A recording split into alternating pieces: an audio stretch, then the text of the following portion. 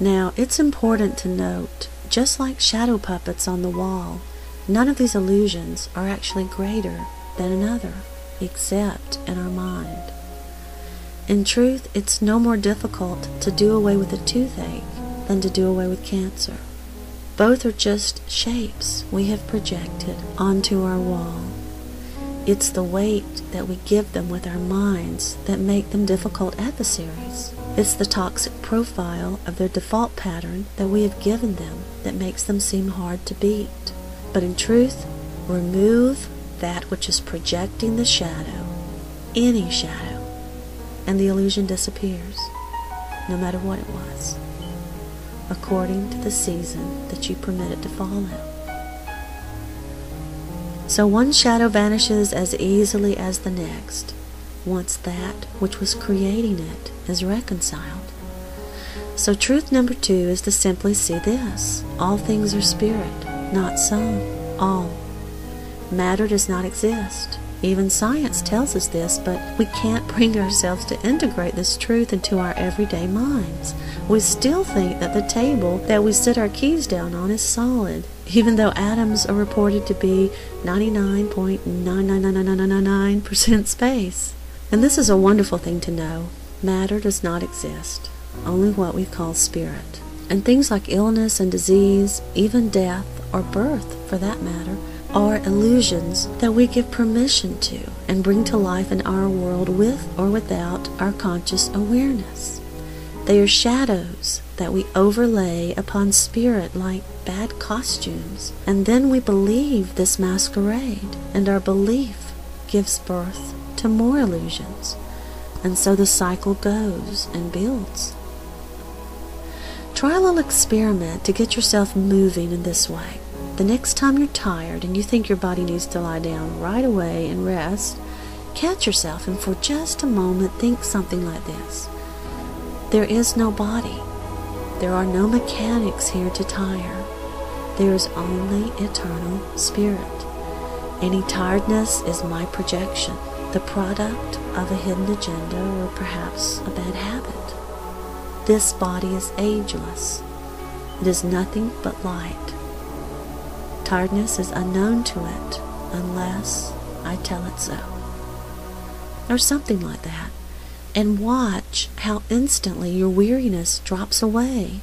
Even if it's only for a fleeting second or two, you'll sense it leave and you'll go, wow. And your belief will grow, and you can work on extending seconds like that in all areas of your life. Bring this truth into your everyday awareness. Give it life and breath here, and watch your world begin to change. What is spirit can never die, and you are spirit. Because you imagine yourself as your body, and your body as matter, you will seem to be capable of living or dying, of being healthy or ill. But the truth is, these are your projections. See the eternal truth, this bigger picture I'm pointing at. Begin to stop projecting illusions of fear. Give no more breath to them. And see yourself for what you are, eternal spirit, infinite perfection.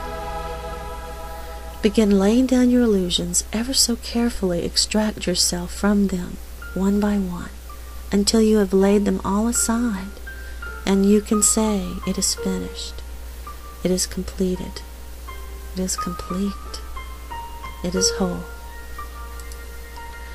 So, rule number 1, no fear. And this isn't something you can bluff. This is a peace that comes from seeing things correctly as they truly are. Rule number 2, all is spirit.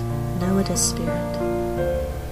Rule number 3, realize that all is your projection, an extension of you.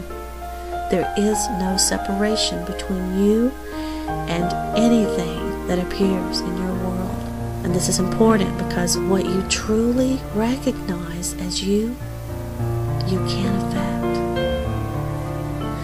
At first it requires great focus and deliberate effort fueled by desire, like when you were a baby learning to walk. You had the desire to know more, to expand your world, and you found legs. literally and metaphorically, in the manifestation of you learning to walk, to move about, and explore this area you had created. Now, at first, learning to walk is challenging, and we make lots of mistakes. But eventually, it comes naturally, with little deliberate thought ever necessary. Thy will simply be done. Mountain, move. And this is what we are doing with these new thoughts expressed in these videos. We are giving ourselves new legs, stepping up to abilities we never dared to believe we had. Babies have no reference for walking.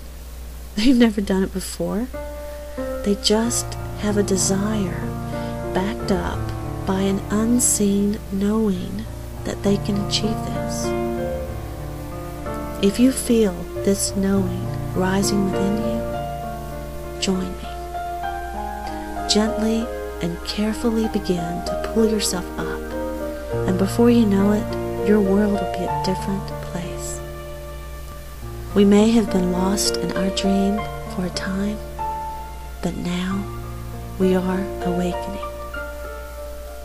I hope these new insights are useful to you in creating the world you want to see. We are what we think.